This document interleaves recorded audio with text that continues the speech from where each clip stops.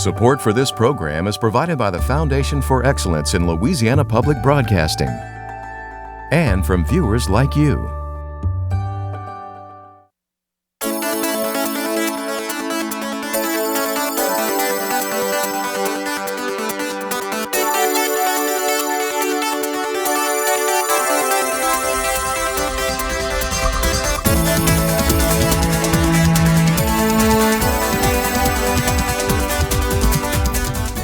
Hello and welcome to Louisiana Public Square. I'm Beth Courtney, president of LPB. Joining me to explore how to get Louisiana residents more engaged in the political process is Barry Irwin, head of the Council for a Better Louisiana. Welcome, Barry. Great to be here as always. Thank you so much. Well, in less than 2 months, Louisiana voters will be heading to the polls to elect the governor, attorney general, secretary of state, and every seat in the legislature. But if recent history is any indicator, less than half of all the state's eligible voters will turn out to cast a ballot.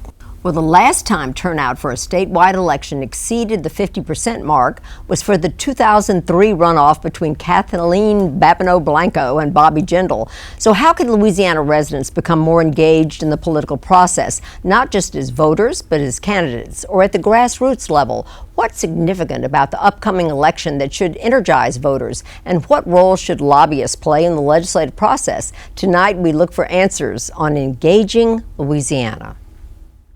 It's said that all politics is local, but recent trends indicate Louisiana voters are more interested in what's happening at the national level.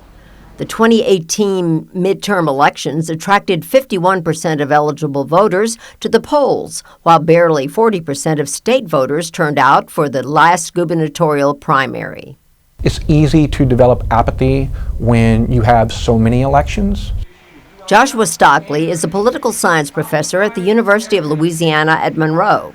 He says one reason for low turnout in Louisiana may be voter fatigue. We have odd year elections.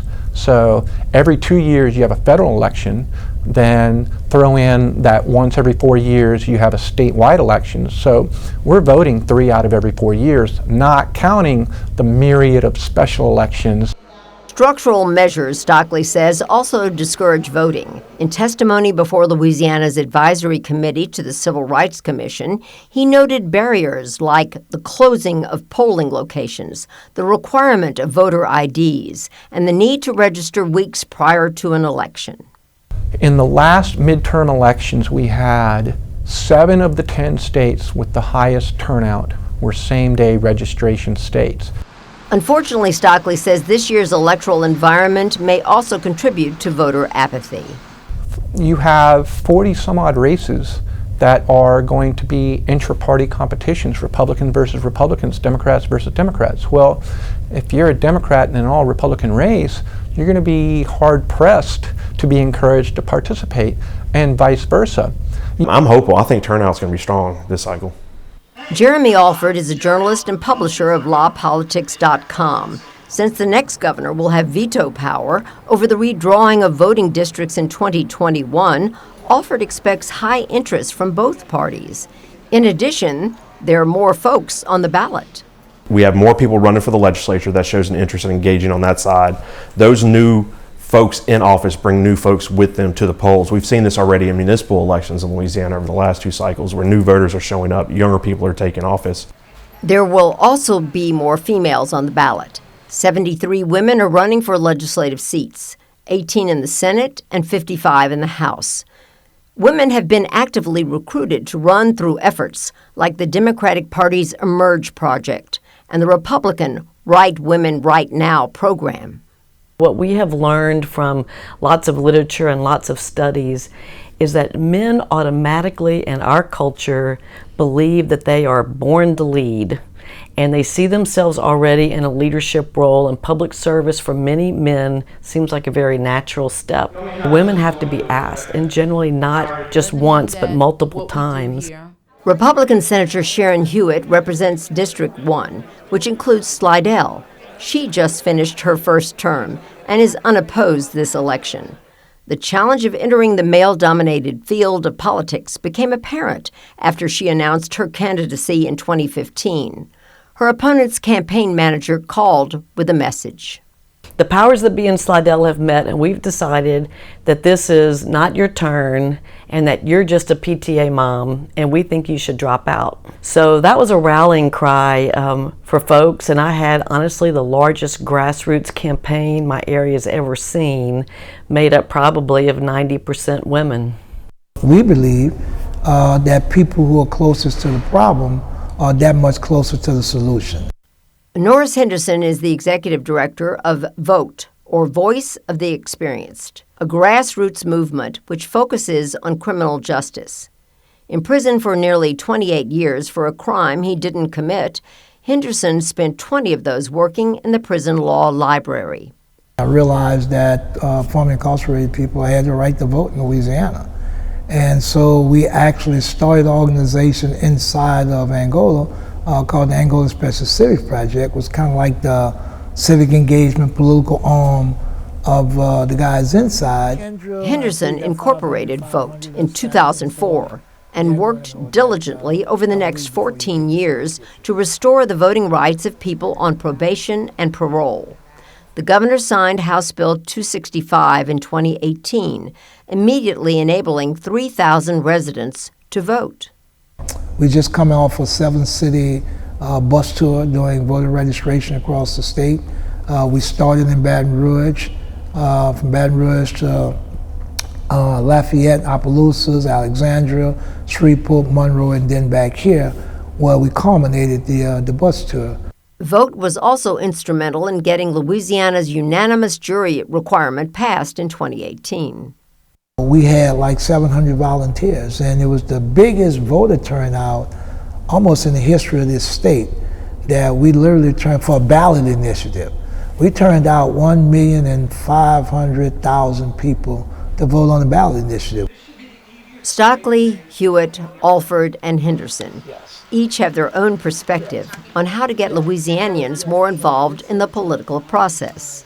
I think legislatures owe their constituents and their citizens an obligation to ask themselves on an annual basis, what can we do to make voting easier for you?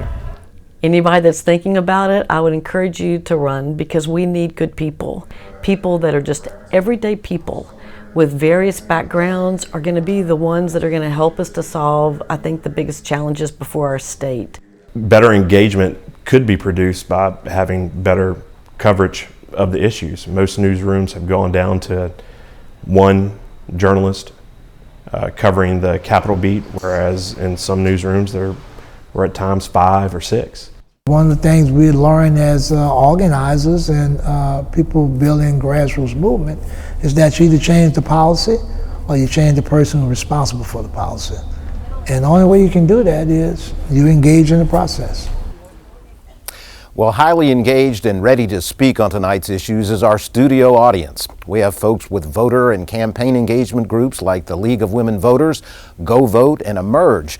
We also have members of grassroots organizations like the Power Coalition, All In for Louisiana, and the Policy Institute for Children. And we're joined by Legislative Youth Advisory members from Lafayette and New Orleans. Welcome, everyone. A number of surveys have been done on the state and federal level about voters' interests and trends. Among the more interesting, according to the 2019 Louisiana statewide survey conducted by LSU, the top 3 issues residents would like addressed by their elected officials are education, ranked at the top by 34% of respondents, transportation infrastructure, ranked next highest by 32%, and 25% ranked the economy, including jobs, poverty, and business climate, as the third most important issue they want addressed. When it comes to national voting data, the Pew Research Center notes that women and men turned out in record numbers for the 2018 midterms. Over half of women, 55%, who were eligible to vote cast ballots, as did 52% of men. And all age groups saw increased turnout in the 2018 midterms compared to those in 2014. Participation by adults under 25 nearly doubled to 32.4%. Turnout among adults aged 25 to 34 rose by more than 14 percentage points to 42%, and among 35 to 44-year-olds it increased more than 13 points to 51%. And for those voting in the midterms who felt that voting would be somehow difficult for them, 23% cited the political environment, such as mistrust in either party, and 22% cited logistical concerns, such as large crowds and not enough time to research the candidates. So let's start things out here with our own survey with our studio audience and ask them a little bit about what they're doing and how they are engaging in voters. And I thought we'd start with you, Christy. You're with the League of Women Voters, a venerable voter engagement organization in our state and in the country. What are you doing to engage voters this year, and are y'all doing anything different given the fact that there's so much change in our political environment? We've been very busy this election cycle, and I'm with the League in Lafayette Parish. And it's a local election season for us, among other things, including the statewide elections. So one way that we help activate voters is helping them be informed, because as you just said, many people just feel ignorant and they don't know really where to turn in terms of getting nonpartisan, credible information. So we host multiple candidate forums for parish-wide races, for school board, things like that. We also put out a nonpartisan voter guide with information about ballot propositions. Our state league takes on explaining the state constitutional amendments. And with 20 or more items on a ballot, I mean, even the best among us struggle to find the time to research all of those items. So providing information early that's easily accessible, that people can download on their phones, is one of the ways we're trying to get to both older and younger voters. Definitely have to make it easy as possible. Yes. I want to turn now to Ashley.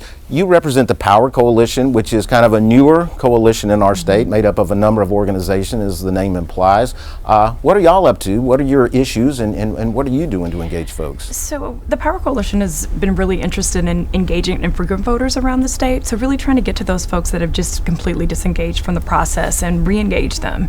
And one of our partners, of course, is Vote, who we just heard from, and Vote, through the Unanimous Jury Coalition, we bottom line that campaign, and so our voter file and the file that we use to engage voters across the state, has been invigorated with all of the work of those 700 volunteers and organizations from around the state. And so now, as we enter 2019, we're excited because, more than half of the legislature is turning over, and this is an opportunity to get closer to the things that we know the state survey says are important to the people of Louisiana. And so we are going to touch over 1 million voters this election season across the state of Louisiana. We've been doing a series of listening sessions across the state that'll be followed by candidate forums. I'm also excited to say we're partnering with Louisiana Budget Project on the Invest Louisiana platform, and so we'll be doing the first kind of report card that really speaks to who's doing the work of the people this year. And so several initiatives, but just really excited to be knocking doors on the phone, text messaging, technology, and then also to doing that really important work of making the vote accessible, and getting folks down ballot, because we know too, in addition to the statewide elections, we've got lots of sheriff's races across the state, a lot of municipal races in certain places, and so helping people engage fully and get all the way down that ballot is our number one priority. Well, this is one of the things we forget. We do concentrate so much on state elections. There are a lot of local elections on the ballots all across the state, school boards and sheriffs and all of those things. Scott, you're with a group called All In for Louisiana. That's a new group to me. Could you tell us a little bit about what y'all are doing and what issues you're focusing on? Absolutely, yeah. All In for Louisiana is a campaign of individuals from all across the state, and we are focused on working directly in elections for the legislature to try and get a legislature that is more representative of the opinions of Louisianans all across the state. For example, the minimum wage, where over 80% of Louisianans want to see an increase in the minimum wage, but the legislature has rejected it at every opportunity. And so we have 4 core issues that we believe represent the positions of Louisianans. Those are a livable wage, access to affordable health care, public education, and clean air and water. And we are focusing on working in those targeted districts across the state to get legislators elected who represent those issues better.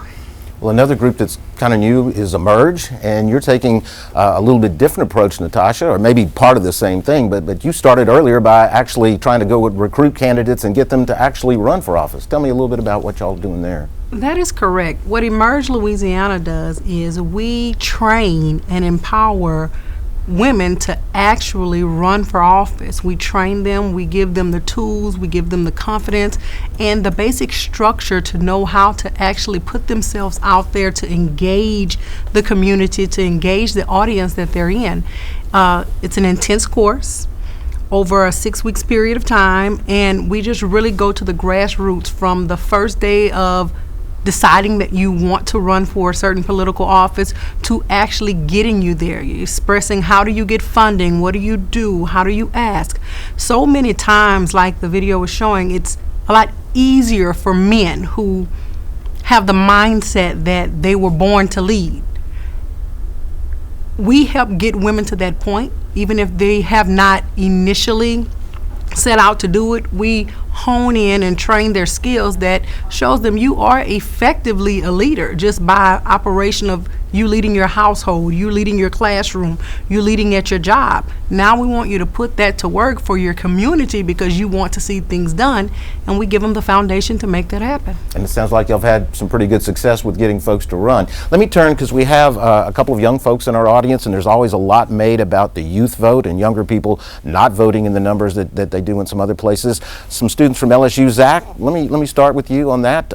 What are you doing, and how difficult do you find it to get young people to engage in election process? I'm here tonight with my friends and colleagues representing GoVote at LSU. We're a nonpartisan student organization that's a branch of the Andrew Goodman's Vote Everywhere initiative, and we operate with 3 core goals in mind. We focus on registration, education, and legislation, and we're spending the fall registering incoming freshmen and different college students at LSU and across our area, and helping to ensure that they are part of the political process. Well, that's good. And Allison, you are with the Legislative Youth Advisory Council, but you are still in high school. Are you registered to vote yet? Are you old enough? Yes. The day I turned 17, I registered to vote. But I realized that, it's a privilege to be able to go to a school like mine, because we actually have a day where all the students who are eligible to vote or who can register to vote are given that opportunity. But I believe that other schools don't have that privilege, and so they're not given the resources to be able to become civically and politically engaged in their communities, which is something that ties into the education system and how everything begins with education. And to get the kids, to get youth engaged and to give them their voice, you need to educate them and let them know that they do have a voice. Well, let me ask your colleague, William, here. You're involved in an organization that actually is already engaged in issues, and one of the things you do is engage even at the legislative level a lot of times with projects. But how difficult, you're kind of a special group, but how difficult do you find it to engage some of your colleagues in high school who maybe are more interested in sports or whatever it might be? What kind of a challenge do you find?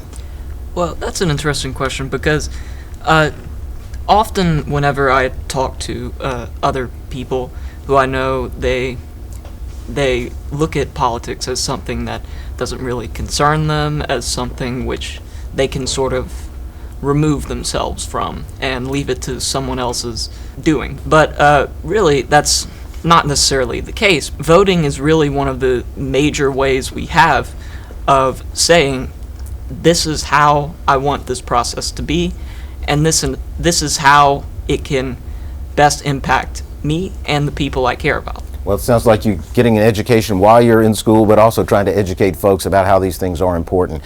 I want to close this segment and turn to Libby. You're with the Louisiana Policy Institute for Children. You're engaged in certainly some voter outreach and engagement this time too, but you also have been engaged legislatively, so it's really kind of a two-pronged game. One, you have to engage voters and get them involved, but then you have to have some legislative progress too. Can you tell me just briefly what you're doing on both fronts? Sure. Our mission with the Louisiana Policy Institute for Children really is to improve the life chances of children, not only in school but to be successful in life. In this last legislative session in 2019, we were able to join forces with many other advocates to really help the state put a new investment in Louisiana of close to $20 million for the first time in a decade, to say that early education matters in this state. And that money really got to the heart at that where we start and where we put our money as a priority is what matters. And so we really support the investment in our young children, especially our children birth to age 4. Well, and that's absolutely the flip side of the whole equation. Right now we're talking about voter engagement, but at the next level we're really talking about policy changes, and they go totally hand in hand. Well, that's all the time we have for this portion of our show. When we return, we'll be joined by a panel of experts to discuss engaging Louisiana.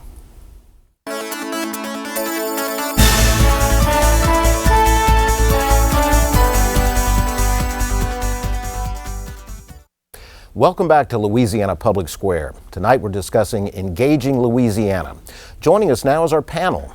Jim Nickel is a partner of Corson Nickel, a governmental relations firm. He has 25 years of governmental and political experience at all levels in Louisiana and throughout the United States. Daniel J. Ersbaumer is CEO of the Pelican Institute for Public Policy, Louisiana's free market think tank. The Institute has developed a jobs and opportunity agenda for Louisiana with reform recommendations for legislators and voters. Melanie Oob is the founding executive director of Emerge Louisiana, a democratic organization which encourages women to run for legislative office. And Dr. Albert Samuels is chair of the Political Science and History Department at Southern University. His research interests include American politics, black politics, Louisiana politics, educational policy, and voting rights. Welcome to you all, and before we get some of the questions from our audience, just wanted to start with kind of an opening question to each of you, really the same question. From your perspective, we're talking about engaging Louisiana voters.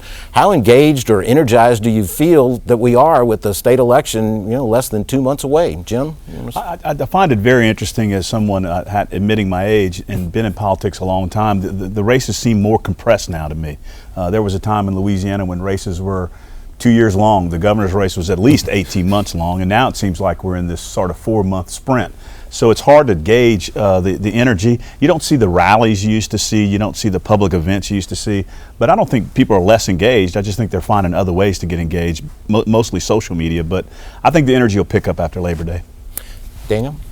I travel all over the state talking to groups and doing interviews and forums, and I think I see a lot of energy, particularly for change. I think with the state of the economy the way it is, people leaving the state of jobs and the fact that we're losing jobs, there is a demand for change, whether it's right, left, or center. People want something new, and I feel that energy as we go across the state. Melanie, I'd have to think that from an organization like Emerge that's been working to recruit candidates and had quite a bit of success, you feel some energy somewhere out there. Absolutely. So Emerge, when we started here, we were laser focused on the 2019 election since day one. And we're happy to say that we have 23 Democratic women who are going to be on the ballot this October.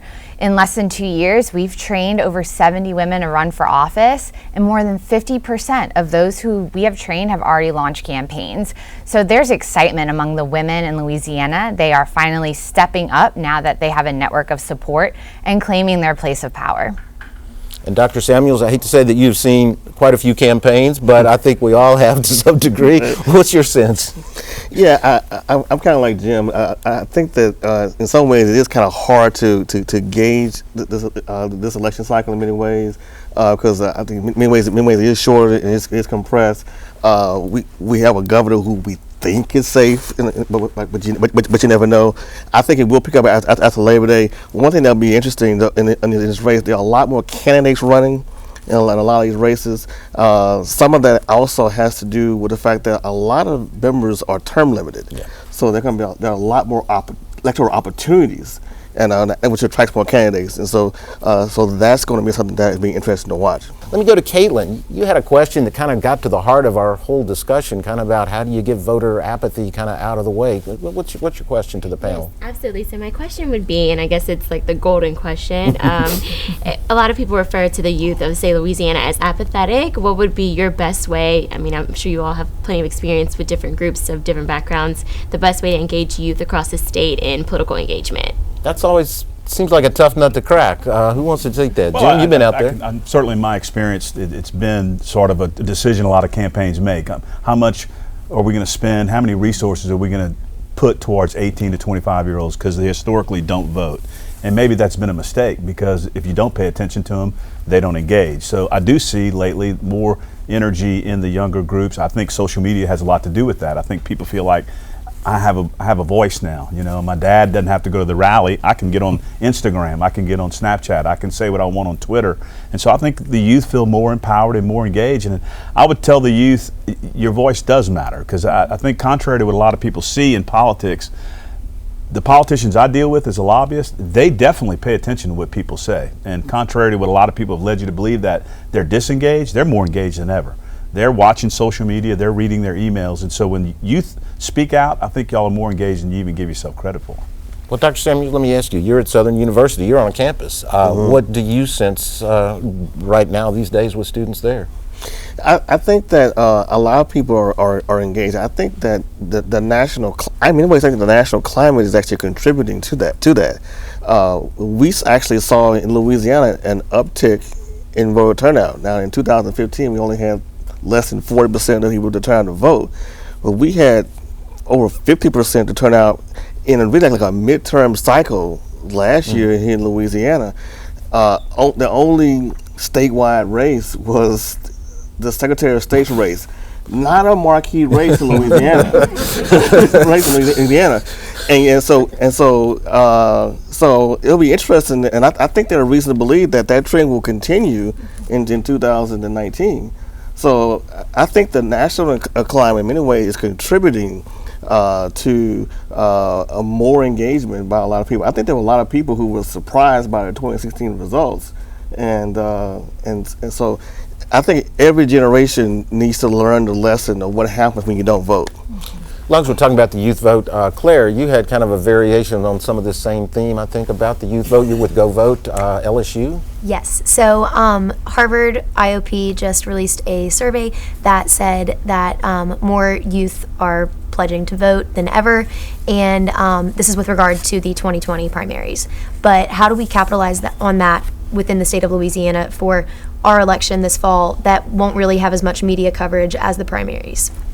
Yeah, do a lot of things engage because of the national and we have a different challenge in Louisiana with the state elections? So I think so, and I think this is the way that you bring what's happening in Louisiana in 2019 to a bigger stage and to educate the young people in this state, but everyone, on the importance of this election. And it's a word called redistricting. And we have some of the most gerrymandered districts in this state. And I think that you can make that case to a young person in New Orleans that they do need to get involved and care about what's going on in a House or Senate district up in North Louisiana, because who gets elected there is also making the laws that will impact people statewide. And I think another way that young people can get engaged is more young people running. When young people see people who look like them and sound like them and care about the same issues that they care about as candidates, they're more likely to sign up themselves. Let me ask y'all a question that kind of fed off some of the remarks earlier in our program. You mentioned an issue, that was redistricting.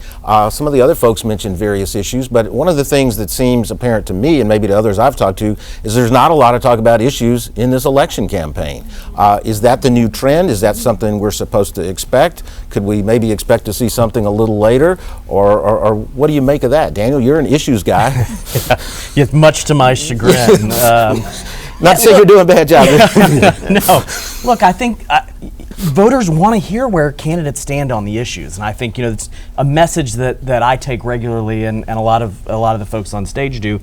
When a candidate comes to ask for your vote, ask where they stand on the issues. We can't, I think part of the reason we're seeing that is we've now poll tested and micro-targeted everything, and so we're looking at, afraid of making a misstep. But if we look over history, the candidates who have driven the highest turnouts and gotten the biggest enthusiasm around them are individuals with a vision, with charisma, and who actually talk about what they want to accomplish for the future, and less about the horse race and the back and forth. And to the young voters, I think it's the same thing. I hear that from young voters all over the state. Stop talking about the politics of it. Tell me what you're going to do. Tell me how you're going to get there. And we've seen, people like John Stefanski and Julie Emerson and other young candidates, young legislators now really capture that and be able to drive it forward with their districts. Dr. Samuels, you had something on that? Well, I think he's right. I think there is something to be said that there's some data, that elections that are driven a lot of times by issues do tend to engage voters to a much greater degree, and I think it is striking, particularly I said at the top of the ticket, the top race, where there's not a whole lot of discussion about issues. There's some outside money and some ideological flinch, but not a whole lot talk about issues, and that, in a lot of ways, that's very disappointing. Is that what we should come to expect from elections these days because of the political machine, whatever you want to call it, that's out there? Well, I hope not, because our state can't afford it. We are on the bottom of every good list and the top of every bad list when you look at issues. So I really hope that our candidates will start focusing on that. Well, speaking of issues, Allie, you had a question, I think, about issues. Yeah, and speaking to the economy. You're with the Pelican Institute, I'm sorry. Yes, Allie Rowell, the Pelican Institute. I would ask everyone, what are the 3 issues that you think voters need to be thinking about when we're going to the polls this election? Daniel, as you mentioned, when someone shows up, ask them where they stand. What are the 3 issues that you think we ask about to change our opportunities and bring jobs back to Louisiana? Well, I'd be happy to start with that one. Sure. That's a great question. Look, I think the big issue, the fundamental issue facing the state is how do we bring jobs and opportunity back? How do we get more people into the opportunity for the dignity of a good, well-paying job? And that starts with tax and budget reform. I think the second, obviously, is workforce and our education system. How do we make sure we're providing a school that fits for every child in the state? And then the final piece, as we look at how do we bring jobs back, I would argue, is how are we addressing the state's legal climate? We have to be able to do this in order to bring jobs back. And if we don't ask our candidates where they stand on that, the future of what the legislature will engage and the governor, I think affects us all significantly. My take would be this. I think if the state's product is its people, which I think that's what it is, and we were a company, we have a choice to make as a company, because our people are some of the most unhealthy, some of the most undereducated, and our roads are some of the worst. So if we're going to invest in our people, we need to do it. Because I'm going to tell you, if the people are our product and we're a company, we're either going to go out of business or we're going to fix our product. And that takes resources. So I don't disagree with him that the economy is important, but I think it takes, these people aren't moving to another state. They're here. We have to educate them. We've got to get them in a better healthcare system. We've got to improve the overall quality of life in Louisiana if we're going to get people to come here, to live here, for my daughters to come back here, to stay here. It's not just an economic situation, it's an overall quality of life situation. And I think if we raise everyone up, I think we do better. But if those things mean so much to individuals, to voters, why aren't we hearing that from the candidates? Well, I think you see it, and I think Governor Edwards has an ad where he embraces the fact that he expanded Medicaid. Sure. So he has, and I think there's a fight right now between Rasponi and Abraham on who's going to be the most Republican candidate, and I get that. But I think as we see the debates, those two will engage more in issues, and you'll see tax debates. They'll attack the governor on taxes and things like that. So I think we're going to see more of that. In addition to the concerns about education and healthcare, infrastructure, which I think are very important issues. I think one of the existential issues in Louisiana is coastal restoration. I mean, that's an existential issue to the state. I mean, that has to be near the top, because there are parts of Louisiana that just simply won't be here. And one of the things in one of the surveys, a lot of Louisianans believe that climate change is real, and our state's lawmakers are not taking it seriously. We're not meeting the challenge, and there are parts of the state that are just simply disappearing day by day, and we're not having the reaction to that crisis that is commensurate with the problem that we're facing. Melanie, what are your candidates hearing from folks out there in terms of issues? I'm sure a wide variety, but Absolutely. Well, we have candidates all over the state, and if you spend any time in Louisiana, you know that Shreveport is nothing like New Orleans and Monroe is nothing like Lafayette. So I think that if you are looking at candidates and trying to decide who to vote for, look at the candidate who has lived a life like you, who can represent you because they've walked in your shoes. Maybe it's that single mom who decided to run for office, and maybe you're a single mother struggling to get by. I truly believe that if we have more normal people running for office who can relate to whatever issue is important in their community, that we'll all be better off. Renee, you had a question that sort of, I think, got into some of this about why state, federal, local governments sometimes don't seem to really connect with some of the concerns of voters. What was your question? Well, I'm concerned about the electorate, about the people, and their feelings about their responsibility as the government. I mean, the government is of, for, and by the people. And I just wonder how to stimulate or instigate a shift in the concept among us that our government is some foreign, overreaching, overbearing thing that swoops down to impose things on us rather than being us, an agent of us, an extension of us. I have to tell you, you all sound very, very optimistic about this whole thing. And I got involved with All In for Louisiana because I was frightfully, urgently thinking we're not going to get voters to do what they're supposed to do, which is get into the polls and vote their will. Yeah. Look, the politicians that I engage with, here's the good news, is I think they're very responsive. I know they are. To their constituents. I see it. I mean, I'm a lobbyist, and I do lobby these legislators. And if they hear from their constituents, they call me over and go, Jim, I'd love to help you, but Renee Singleton in my district, she just called me. She's got a problem with what you're telling me. So I think they're very engaged in that. Here's what I think they're doing wrong. I think they need to quit talking bad about themselves and about each other and about our government, because I think what happens is voters go, you know what? Everybody thinks government's broken, so why should I even get involved? And I think that's sort of the theme that you're going down is we need to, regardless of whether you're Republican or Democrat, reinstill in people the promise that we can govern ourselves, that we can be engaged. And I think that starts with the actual elected officials. They need to quit. Now, they can attack each other on issues, but when they downgrade each other personally and professionally, I think it breaks down people's confidence that they can make a difference. Doesn't that create some sort of cynicism that then leads to this lack of engagement Sure. that we're all trying to get Absolutely. people engaged in? It's kind of a never-ending circle there, it seems. Correct.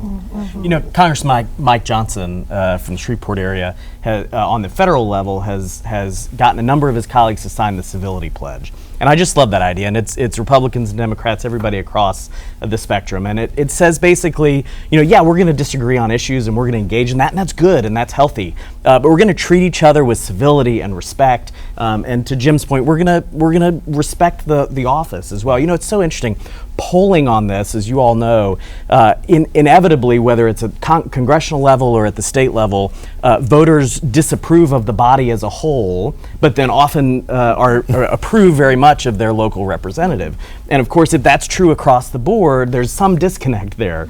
So I think to Jim's point, how do we, you know, make sure the body as a whole reflects the perceptions of someone's local elected official themselves? And we've got a lot of work to do on that front.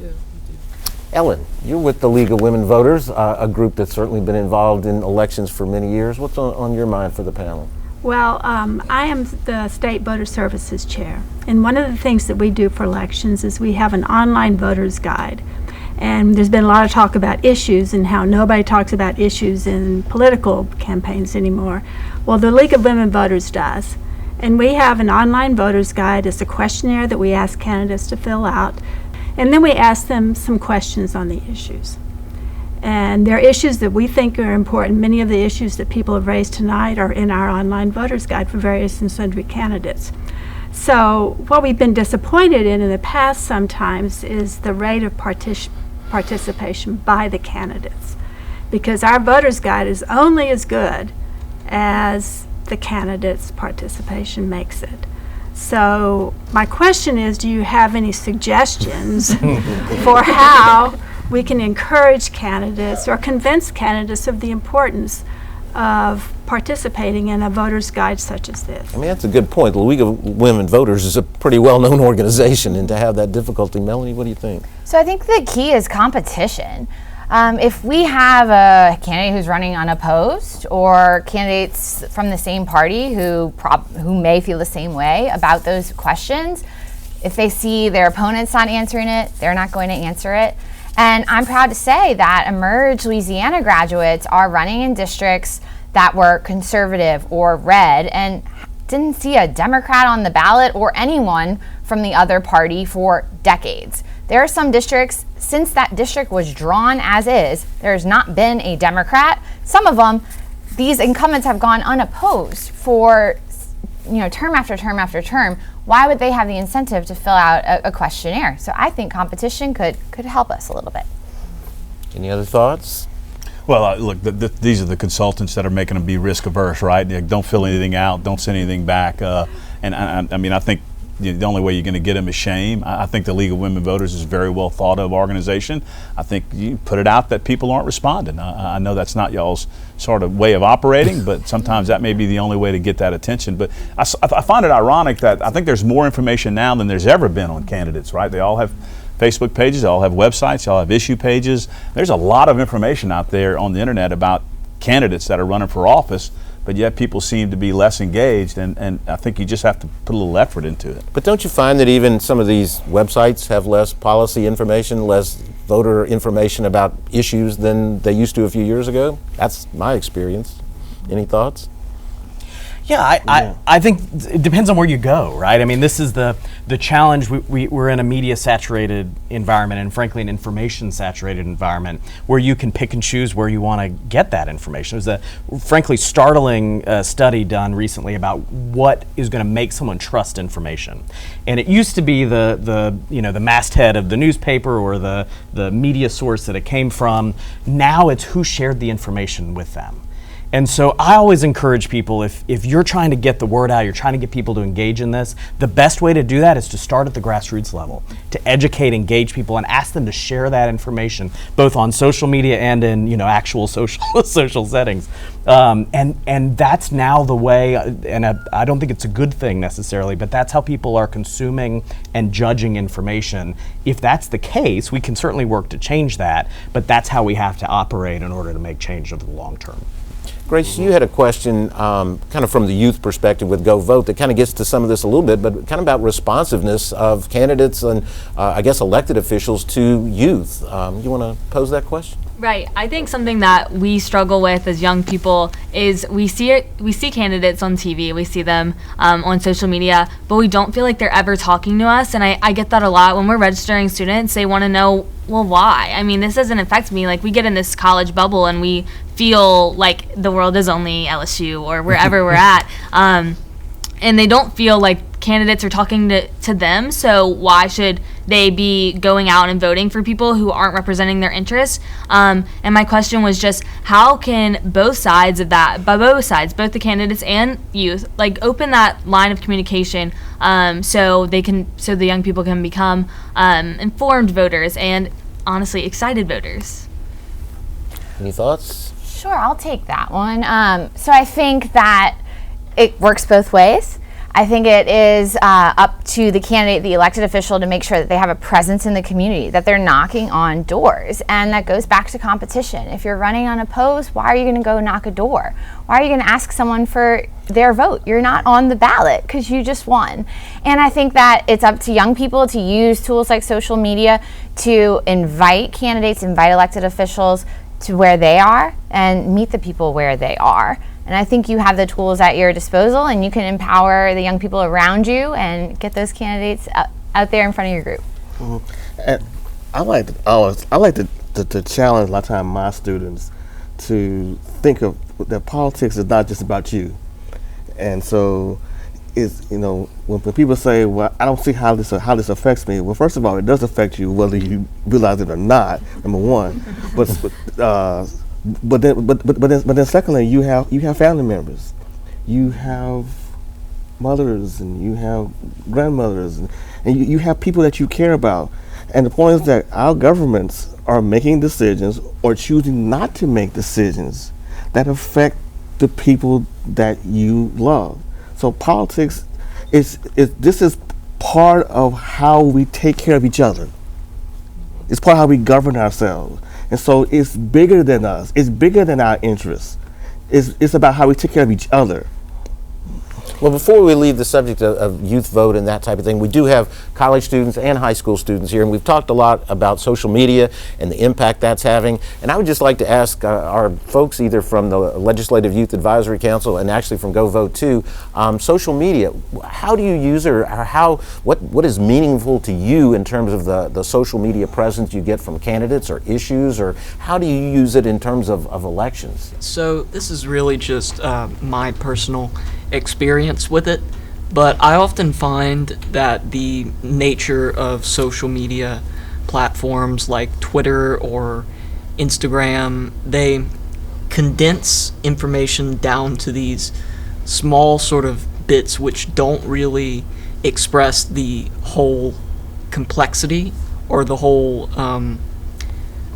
impact of a policy proposal or a statement that's being made, and because of that, often that information can be misconstrued, or candidates may intentionally or unintentionally mislead voters.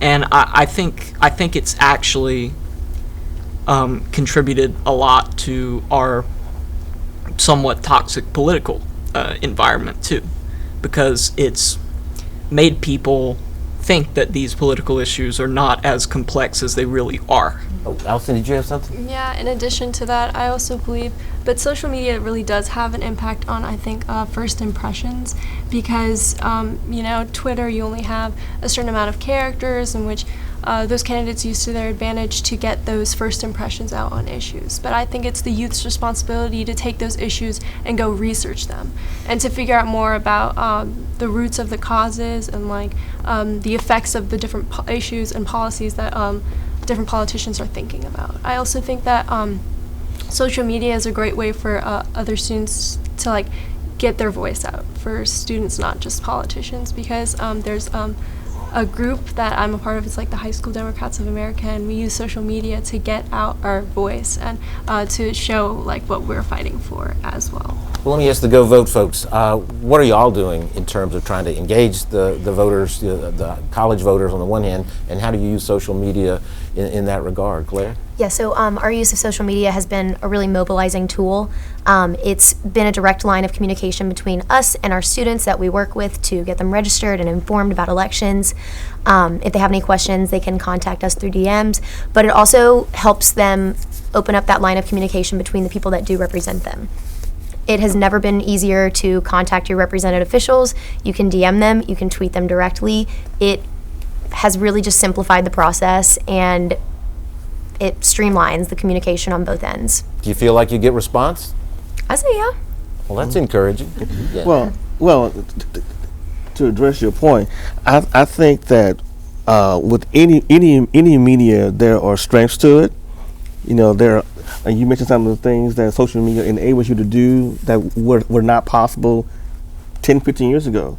And yet there are also problems you mentioned, like the 140. But I think that's true. That's true in any media.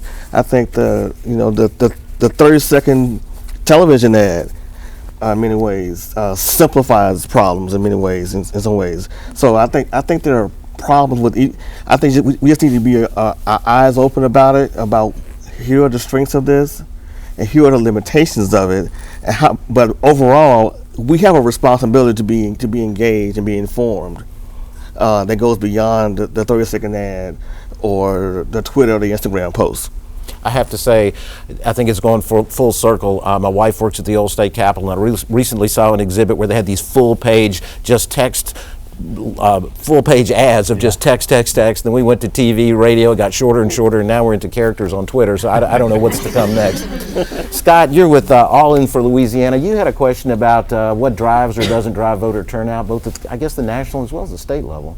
Yeah, I think Dr. Samuels alluded to it earlier about how we're seeing a lot of people are predicting that in the 2020 elections and as we saw in the 2018 elections, that turnout nationally is actually going to be going up, and attributing that to the increasing vitriol that we're seeing in the national conversation.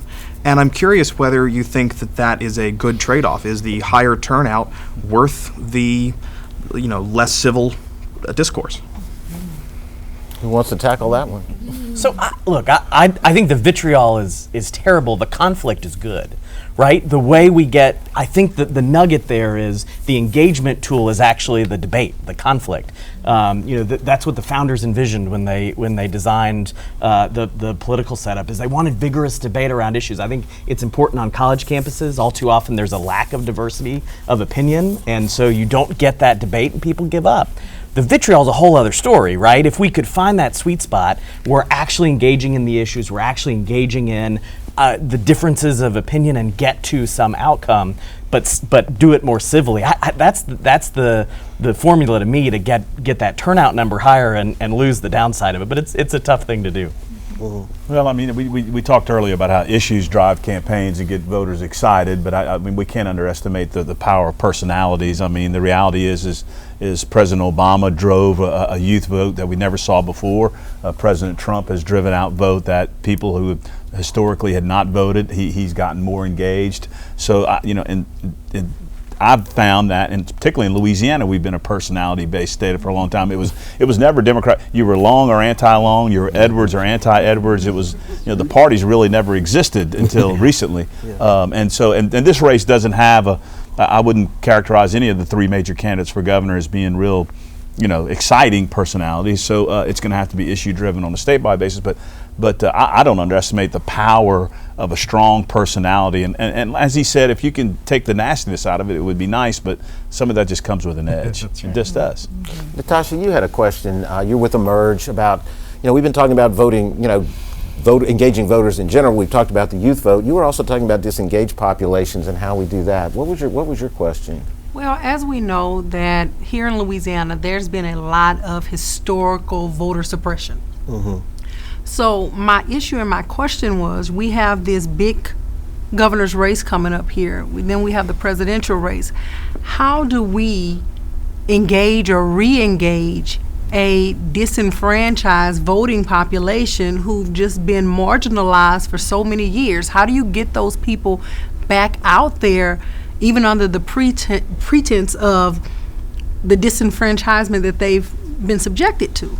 That's a good question. I mean, we are talking about voter engagement, but in many places there is, voter suppression is an issue. I don't know to what degree people feel like it has been here, but certainly engaging means engaging everybody. Melanie? Absolutely. And look, I've heard some horror stories about voter suppression right here in the state of Louisiana in the past year. So I don't think that anyone should go to bed at night thinking that doesn't happen here still.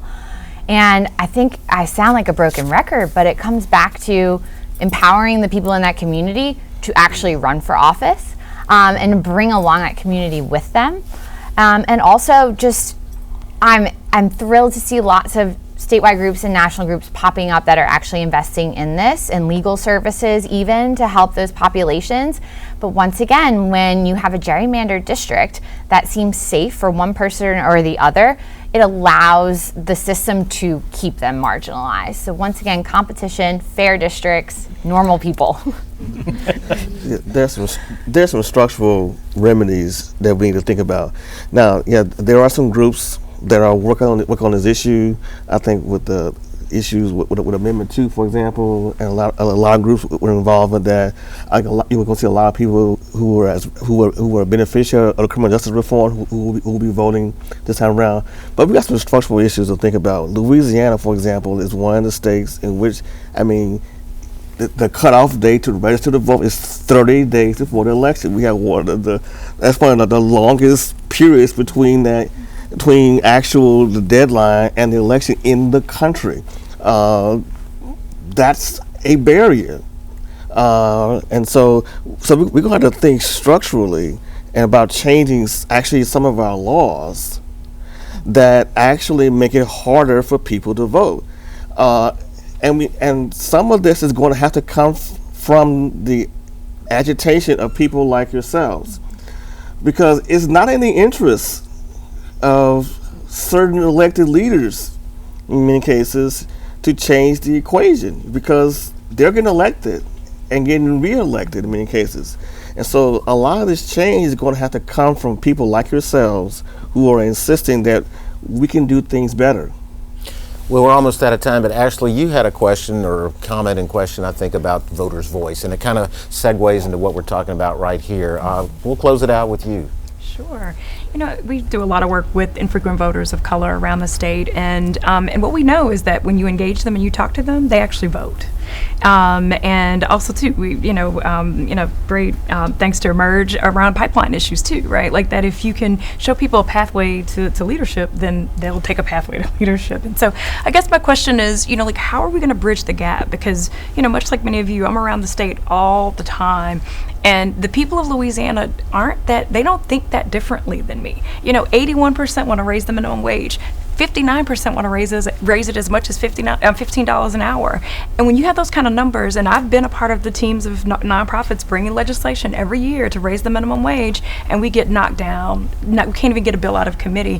How are we going to bridge the gap between elected officials that actually do the work of the people? And I think that's, much to Renee's question as well about we've got to close the gap and get back to people feeling like politics work, politicians and politics should work for them and not the other way around.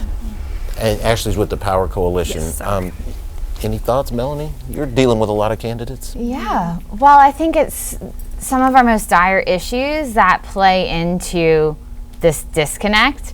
When people don't have public transportation to get themselves to the city council meeting to go engage, then they have to stay home. Meanwhile, the city council men and women sitting there, they get a free pass because those people are not showing up. When we keep our people in our state as the least educated, as the least healthy, guess what? They've got other things that they have to worry about. It's life or death in some of those issues. So it really is a chicken and the egg situation that I think it will take persistence and us working together and just keep on. Half my job is cheerleading. Look, I will admit it. Women and especially women in marginalized communities, they want to know that they have a network of people that they can trust, and they haven't seen that in a long time. And it's just keep on going. Daniel, we're going to close out with you. Sure. Look, I think it's really important to competition. I agree with you, Melanie. Competition is important. Well, let's actually debate those ideas. The problem with poll numbers, it depends on how you ask the question, you get a different answer. And so I think we've got to be careful not to equate one poll or another with what is the voice of the people who are voting. People are voting, and they're making that voice heard to their elected officials, and often we see the result of that. The question is, how do we balance the people's voice with the sort of entrenched status quo that has taken over our state in many cases? So I think competition is a great way to do that. We have fewer unopposed races this year than we've had since 2007. That's a good thing. Let's get out there and engage people, engage the issues, and at the end of the day, that's going to lead to a better Louisiana for all of us. Well, we've run out of time for our question and answer segment. We'd like to thank our panelists, Mr. Nickel, Mr. Ersbaumer, Ms. Oob, and Dr. Samuels for their insight on this month's topic. When we come back, we'll have a few closing comments.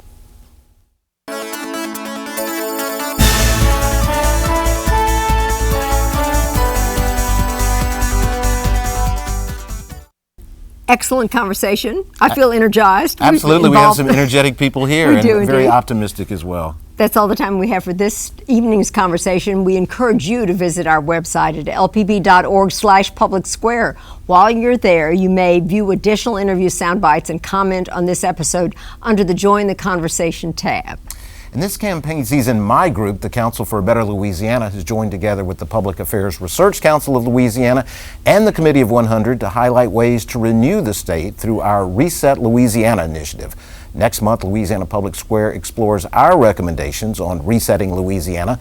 That's Thursday, September 26th, following LPB's live gubernatorial debate. Well, and speaking Yes. of the live debate that we're all doing together, remember, you may submit questions for the debate on LPB's Facebook page, and we hope you do that. We would love to hear your questions. Please send them in to us, and I hope you had a good evening. Thank you for joining us. Good night. Good night.